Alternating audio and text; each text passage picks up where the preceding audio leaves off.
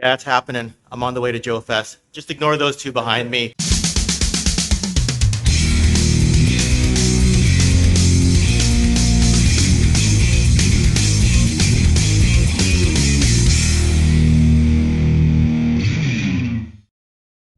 To call this trip a once-in-a-lifetime experience would be an understatement. You really only get one chance at your first Joefest, and naturally there's something undeniably special about it. Taking in the entire atmosphere over all 3 days, the overall experience lends itself to everything from toy hunting for some of your favorite items you've always wanted to living through memories that will last a lifetime, knowing that you got to share it with your friends.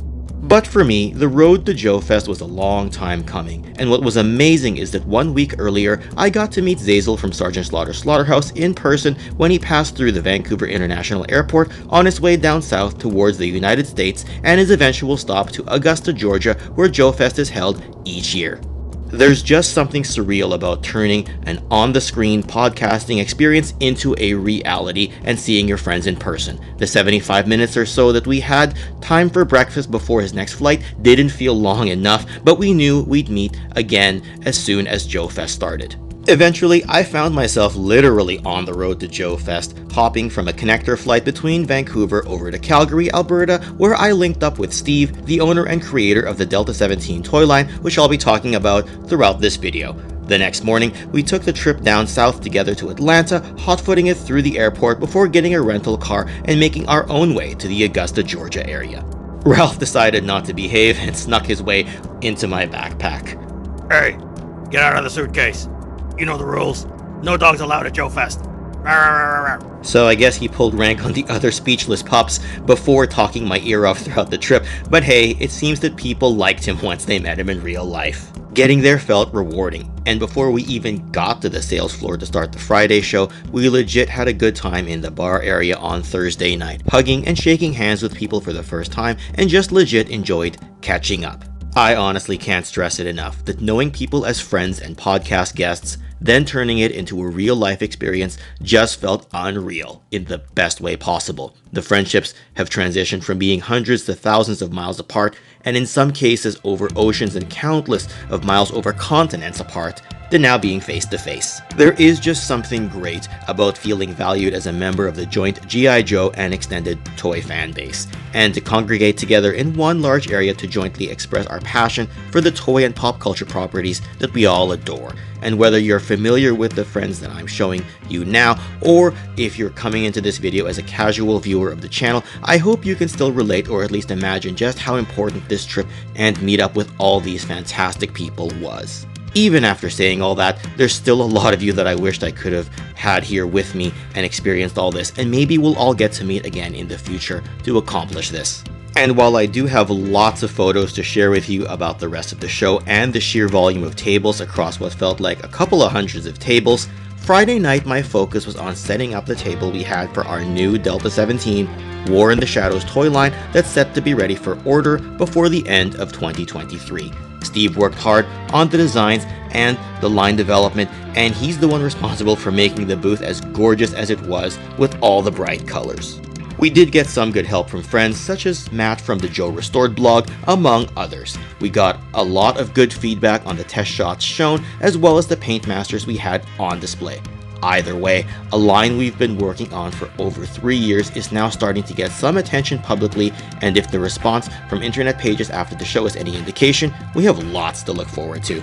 But what truly capped off Friday night was meeting the indescribably legendary and larger-than-life wrestler turned G.I. Joe character, Sergeant Slaughter. I was absolutely floored that he not only recognized me in person, but before our planned photo op that's part of the show, I was humbled and blown away by the fact that he actually stepped out of his booth to embrace me in a moment that's special beyond words. Special thanks to his daughter Kelly for taking these photos. It was fun just to be put into the Cobra clutch, as well as get several photos with him as part of the photo op. And I also got an 8x10 of him, which I put side by side in my collection bookcases next to my signed Bret Hart photograph, right where it belongs. What else can I say, other than the fact that I just love this man and everything he's done as both a wrestler as well as a G.I. Joe sergeant. The night continued, and I met tons of people between the convention floor and the hotel area, such as Carson from 3djoes.com, who of course is also heading up the Operation Recall project. Also a few of the more well-known admins of G.I. Joe groups across Facebook, and the very kind Corey Cantalupe of the Skeletron Roboskull team, who was previously responsible for a lot of the sculpting work on G.I. Joe classified figures that many of us own. Was also humbled to be the recipient of some gifts, such as this amazing gift box from Phil from Treasures for Trigger, who couldn't be with us for the show, as well as a few items from our good friend Joe Ricondo, and channel member Crash brought me this vintage carded accessory kit along with some Star Wars items. As we got into the main part of the Saturday show, I was impressed by the presence of Spiro Toys' Animal Warriors of the Kingdom, who had a great setup. Took some photos with Jason, owner of the line, who was manning the booth along with Kato, as well as Jeremy, who I shared some drinks with later in the evening. Definitely look into this line if you already haven't. Also stopped by several other booths, such as the Skeletron Roboskull booth, and this Roboskull and all its associated figures are just jaw-droppingly impressive in person. Callsign Longbow had a ton of great stuff, and it was nice to get to know Troy and John a little bit more before they launched their line.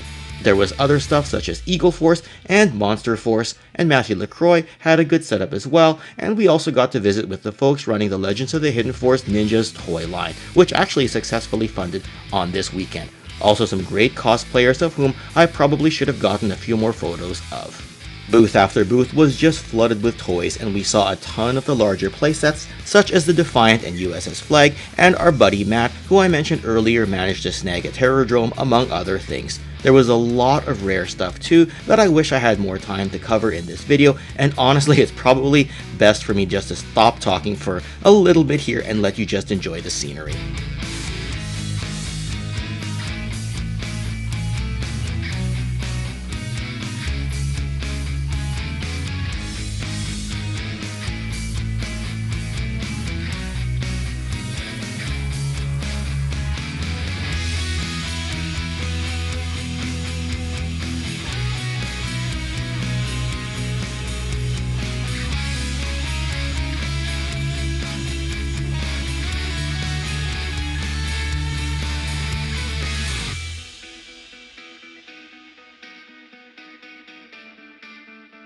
As you can tell, the show had both Joes as well as non-G.I. Joe related items, as well as some super hard to find international G.I. Joe toys and convention exclusives, and also just so much other stuff.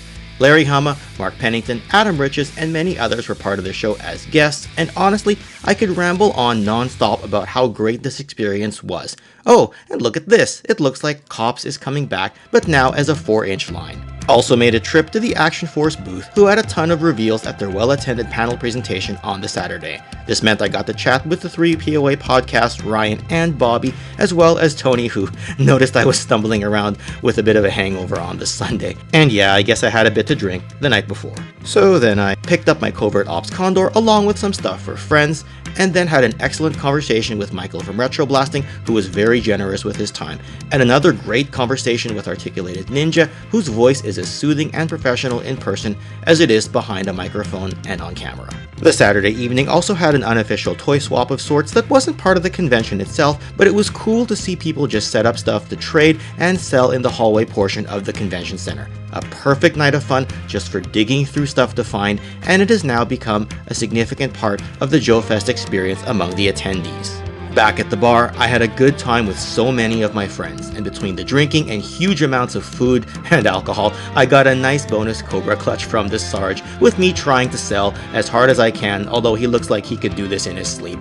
The photo looks like his agent Paul is trying to pry him off of me like a referee calling for the bell.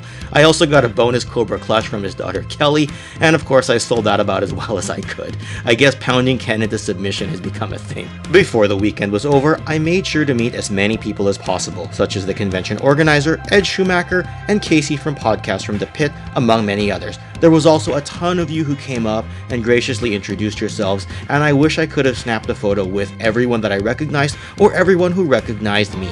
I did miss out on a few photo opportunities that I wish I could go back and get, and a few of these photos reside on the phone cameras of other people, so I never got to share it in this video, but trust that I did cherish the experience. I also shouldn't forget to mention that there was a private breakfast on the Sunday with Sergeant Slaughter, though many of my friends such as Gaz, Hans, Will, Matt, Bjorn, Pete, Adam, Chad, and of course Zazel and Kelly were there to enjoy it with the rest of us firsthand. I know I didn't catch everyone's names, but there were about 50 people in the room. Sunday was naturally a bit more quiet on the vendor floor, and there was a good opportunity to talk to each person who stopped by to talk about Delta 17. It is of course the main reason that I was able to schedule this trip at Joefest to begin with. And yeah, Ralph found out the hard way that the prototype figures we brought were not edible. Sorry, bud. As for my haul, I did miss out on getting some really great items just for being too slow to pull the trigger, but I did get this custom of what would have been the HasLab Skystriker ground crew, which are unpainted but will look good with the rest of my USS flag and Skystriker setup when I get the chance again. The thing that blew my mind though was being able to get this rare carded Fun School Super Cop. My goodness, what a great find, and of course you all noticed the likeness to Sergeant Slaughter. And for those who don't know about it, this Fun School Super Cop was made back in 2001 and is part of a rescue squad set, all made in India, which includes international repaints of some vintage G.I. Joe vehicles. But what really made the purchase special was being able to take it and show it to the Sarge himself. With the Super Cop figure being based on his likeness, he indicated that he hadn't actually had the chance to see one in person before, so it was great just showing him a part of my toy haul that's associated with him.